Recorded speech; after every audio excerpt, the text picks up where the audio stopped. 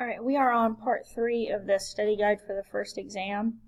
So how should colonies benefit their mother country in terms of economics? Great Britain and most of the other European countries are going to believe in a policy of using the colonies for raw materials. We'll know this as an economic system of mercantilism. So when you look at the chart beside, it'll tell you, like with the New England colonies, they're basically going to do things that they can do out here on the ocean because they have such harsh winters.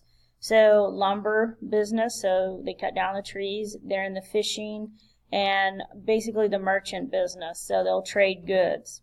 For your middle colonies, they're a little bit like your New England, and they're a little bit like your southern colonies. They do a little bit of both. They're going to do some farming, but just small-scale farming. They're going to do a little bit of fishing and some trading, just like the New England colonies. We know the middle colonies as the breadbasket of the colonies. They make a lot of the grains. For the southern colonies, you're going to see basically plantation styles being set up. Tobacco, rice, and indigo are going to be the big sellers, the makers in those colonies. They're going to be the cash crops. So what the mother country does is they buy this stuff for dirt cheap from the colonies. They send it over there to England. England takes that material, they refine it, and they sell it back to the colonies for a higher price. Question 16 is, what was the proclamation line of 1763, and why did the colonists resent the proclamation? So when you look at the proclamation, it was set up here. It's basically the Appalachian Mountains between the 13 original colonies and between uncharted American Indian land. It was created really after Pontiac's Rebellion and during that war of the French and Indian War, or the 7 Years' War. Why it's created is the Crown gets a little upset.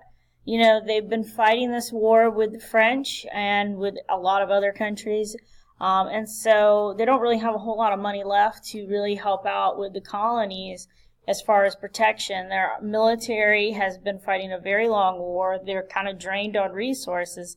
So they draw this line, and they tell the colonists, if you don't mess with the American Indians over here, they're not going to mess with you over here. So just don't cross that line. It's kind of like a fence, and if you don't cross it, everything's going to be fine. The colonists really resent the proclamation because it's already getting crowded here in the 13 colonies, particularly like in Virginia. The people in the colony of Virginia are very tight quarters at this point, because you're talking about tobacco plantations, and some of them are 500, 600, 700 acres big. And so if you're a little guy, you would also like to get more land so you can become like the big landowner like Thomas Jefferson. So the poor people get really resentful because the wealthy people have most of this land, and they'll stay that way because it's really stopping them from expanding out here.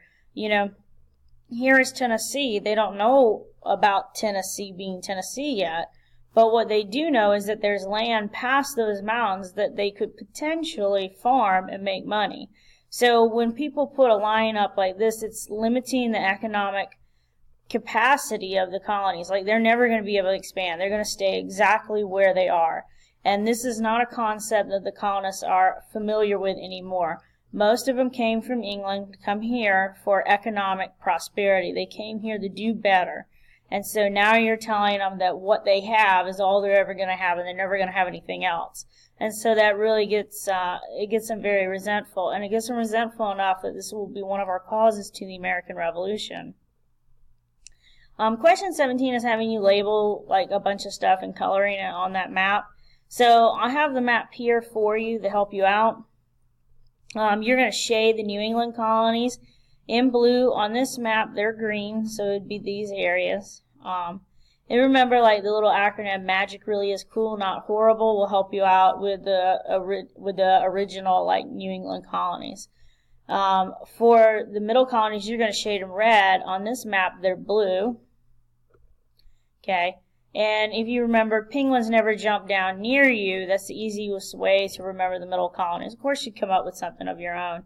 And then the southern colonies, you guys are going to label them green. And what you're going to see here is that the southern colonies are red. So here are our reds. And our southern colonies, remember, are like your agricultural base. All right, so which colony was related to the Pilgrims and the Puritans? Massachusetts. Which colony is the first permanent British colony? It's going to be Jamestown. Remember, it's successful in 1607. They've attempted twice before. They haven't been successful. Which colony goes with the fundamental orders? It's going to be Connecticut. And remember, Connecticut's the weirdo colony because it's self-governing. And which colony is a military buffer? And it's going to be Georgia.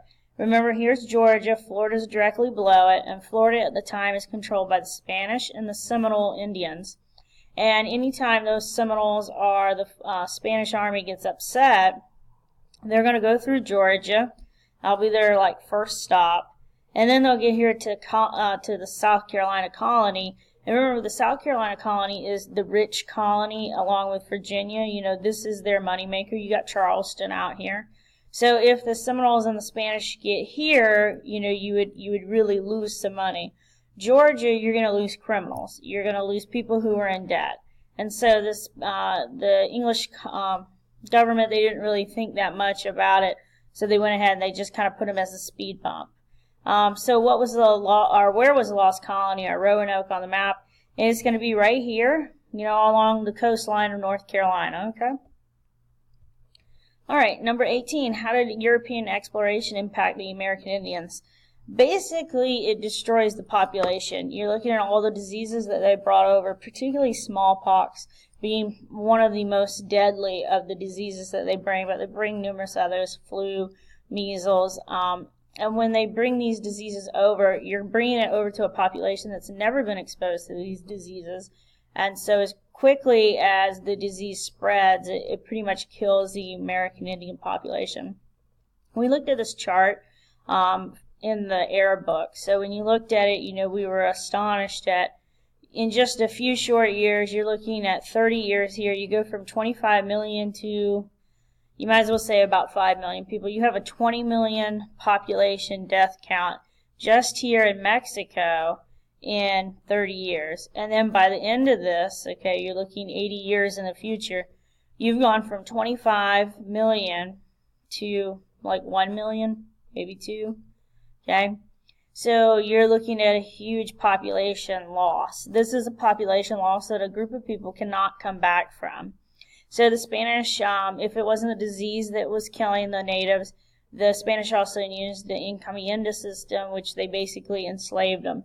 And they would enslave you on their plantations or haciendas, or they would enslave you in the silver mines. And remember, the average life expectancy of someone in the silver mine is 7 years. That's how brutal the treatment was by the Spanish and the Spanish conquistadors. Number 19 is comparing the founding of Massachusetts Bay Colony, the Plymouth Colony, and Rhode Island. So if you look at the Bay and the Plymouth Colony, they're very religious-based colonies. They were founded for their groups, the Puritans and the Pilgrims.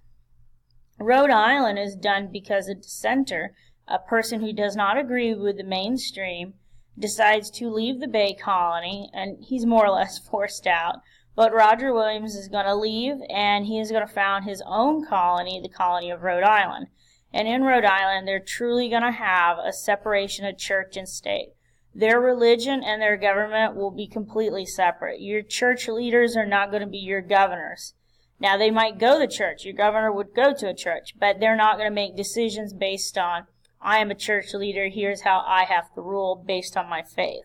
They're going to try and always rule like the United States does today with this thought of separation of church and state. Number 20 is, what was the year that Jamestown was established and why was Jamestown significant for the British? 1607 is the magic year. You know, they've tried with the Lost Colony, they've tried twice, you know, once before the Lost Colony, and then they tried again, and it hasn't worked. You've had about 13 years in between those attempts, and finally, Jamestown works. They think they've got a good place. Remember, they're along the water area so they can see the Spanish. There's a swamp, so they were looking for fresh water. Not going to happen in a swamp, but, you know, whatever, they thought it. And they thought that they'd be able to have boats deep enough here because of the port water is deep enough for the boats to dock. So they're hoping to be a good colony and a colony that's going to bring money to the investors because remember, Jamestown is a joint stock company. Investors are investing in this, hoping to get money back. No different than the stock market. So 21 is what was a proprietary colony. And then we're going to identify some of the proprietary colonies. It's just an investment colony. It's no different than a modern day corporation. You buy shares into the colony and you get the percent back that you invested. So if you are a 10% shareholder or a 10% investor in the colony, you would get that back. And it was a great way to raise a lot of money real quick because you didn't have to wait around for somebody to have $10 million. You could get $10 million from 10 million people, so it wasn't hard to do it. And so you look at Maryland, Pennsylvania, and Delaware being them. Of course, Jamestown is one as well. And Maryland's notable because it's going to be the Catholic haven. Pennsylvania is notable because you're going to have the Quakers settle there. So 22, what was the purpose of the French colonies in North America? Basically, they want fish, fur, and faith, the 3 F's. So what they do is they establish a lot of trading posts with the American Indians in the area. And what they're going to do is they get to find where the good fur is, where the good timber industries are located. And that's why when the French and Indian War comes around, the French and the Indians side together against the English. 23 is what was the purpose of the Spanish conquest in the South and Central America? Their purpose is to find gold, and that's the first one, glory, and then God. We got God second, but God really kind of comes in at the very last, on the list item, because what the Spanish are hoping to do is find gold, live forever in glory, and return that gold to Isabella and Ferdinand of Spain. So they don't really find gold, they find silver. And that silver, all these red areas is where the Spanish are really going to be. All that silver is really going to make Spain the envy of Europe. 24 is why did the southern colonies develop economically the way they did, Middle and New England. So when you look at the South, remember the southern colonies have multiple planting seasons. It's a mild climate. You don't have extreme winters, and you have abundant rainfall. So you're going to see large farms or plantations developing. And if you look, this is the number of slaves in the southern colonies. So you can see that is what their economy is based off. It's based off farming and large-scale farming. And if you look at the rest of them, they're going to have way less slaves. Now, in the middle colonies, it has good soil and mild climate, and so you're going to have wheat and corn.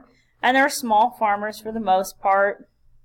Remember, the middle is kind of a mixture of southern and New England colonies. The New England colonies are going to have real rocky soil along that coastline, so they're going to do a lot of trading and fishing. So you can see up here, not as many slaves as you have down here. And look at Virginia at 188,000, you might as well say.